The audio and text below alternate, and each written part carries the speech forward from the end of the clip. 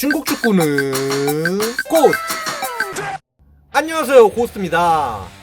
월드컵 최종 예선에서 베트남에게 거둔 1승 빼고 승리가 전혀 없던 중국은 카타르 월드컵 본선 진출에 실패하고 말았는데요. 그렇지만 중국은 남은 두 경기에서 조금이라도 가오를 살리기 위해 일찌감치 중국 대표팀을 소집해서 분위기 반전을 노리고 있습니다. 자그마치 88일이나 전지훈련도 했던 중국은 조직력을 끌어올리려 했으나 여전히 노답이었기 때문에 소집을 빨리 한다 해서 그다지 달라질 건 없어 보이네요. 그런데 이런 중국이 아직도 브라질 귀화 선수들에게 매달리고 있어 이번 시간에 한번 살펴보도록 하겠습니다. 중국 대표팀 같은 경우에는 광저형다의 브라질 공격수들을 귀화시켜 투입했지만 그럼에도 불구하고 월드컵 예선에서 전혀 재미를 보지 못했는데요. 중국 리그에서는 최고의 활약을 선보였으나 막상 중국 대표팀에서는 죽을 수기 일수였죠.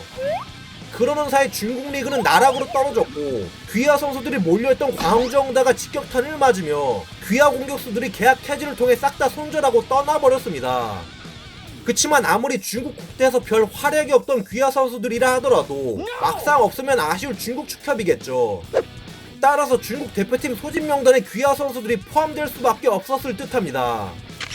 중국 축협은 귀화 선수들 전담 외국인 체력 코치까지 영입하며 굉장히 의욕 넘치게 준비하고 있는데요. 이런 상황에서 과연 손절을 하고 떠난 브라질 귀화 선수들이 중국을 위해 합류할지 저도 궁금했습니다. 까볼까? 그런데 역시나 단 한 명의 브라질 귀화 선수도 합류하지 않았네요.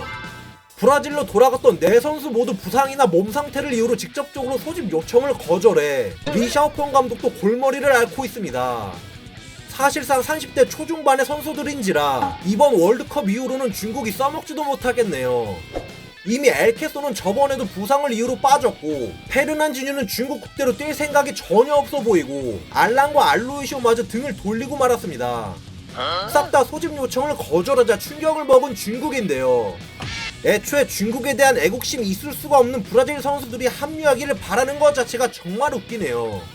또한 가뜩이나 우레이가 에스파뇰에서 벤치에 앉아 경기 직관만 오지게 하며 픽해봐야 후반 다 끝날 때 교체 투입되기 때문에 상당히 깝깝한 중국 공격진입니다.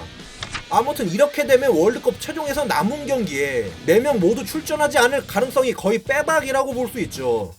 이미 탈중국해서 중국과 아무런 관련이 없어진 귀화 선수들에게 매달리는 중국은 완전 3연초가에 빠진 셈이네요. 중국 대표팀 만리장성 수비라인의 한 축인 브라우닝만이 소집에 응했는데 나머지 두 경기에서 중국이 어떤 모습을 보일지 정말 궁금하네요. 자, 지금까지 아직도 브라질 귀화 선수들에게 매달리고 있는 중국 축구에 대해 한번 말해봤습니다. 재밌게 보셨다면 좋아요 한 번씩 부탁드립니다. 감사합니다.